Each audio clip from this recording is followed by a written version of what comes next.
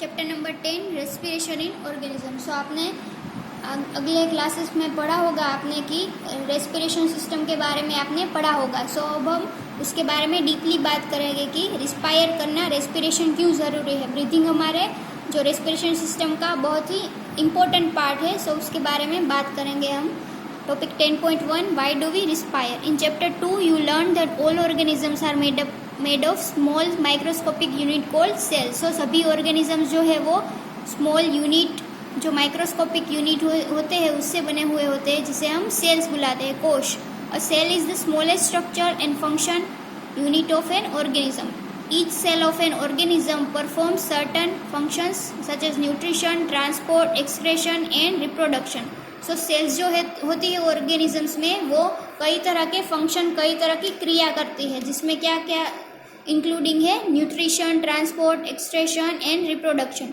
To perform this function the cell needs energy. So ये सभी कार्य करने के लिए सेल को क्या चाहिए? एनर्जी चाहिए। Even when we are eating, sleeping और reading we require energy.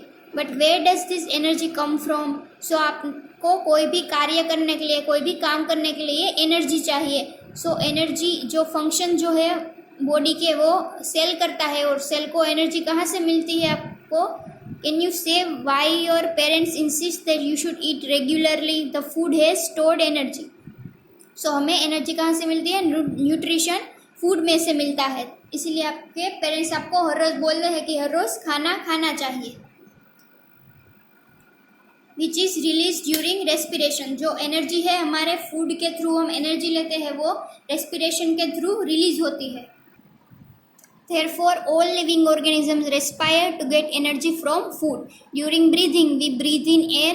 You know that air contains oxygen. So, food से हमें जो एनर्जी मिलती है, हमें ब्रीदिंग के थ्रू वो एनर्जी मिलती है। You know that air contains oxygen. आपको पता ही होगा कि एयर में ऑक्सीजन, नाइट्रोजन, कार्बन डाइऑक्साइड सभी थोड़े थोड़े प्रमाण में होते हैं। सो ऑक्सीजन होता है, so we breathe out air which is rich in carbon dioxide. So हम ब्रीथ इन करते हैं तब हम ऑक्सीजन लेते हैं, एंड कार्बन डाइऑक्साइड हम रिलीज करते हैं। The air we breathe in is transported to all parts of the body and ultimately to each cell.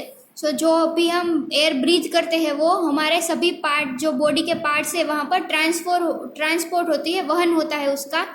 Oxygen in the air helps in the breakdown of food. The process of breakdown of food in the cell with the release of energy is called cellular respiration. So इसे underline कर देना। The process of breakdown of food in the cell with the release of energy is called cellular respiration. So food को break down करने की जो process होती है, जिससे एनर्जी रिलीज होती है, उसे हम क्या बुलाते हैं? Cellular respiration. Cellular respiration takes place in a cell of all organism. So cellular respiration कहाँ होता है? सभी ऑर्गेनिजम्स के सेल्स में होता है, कोशों में। इसे हम हिंदी में कोशीय श्वसन भी बुलाते हैं, जैसे, क्योंकि सभी कोश में होता है, सभी सेल में होता है। In the cell the food is broken down into carbon dioxide and water using oxygen.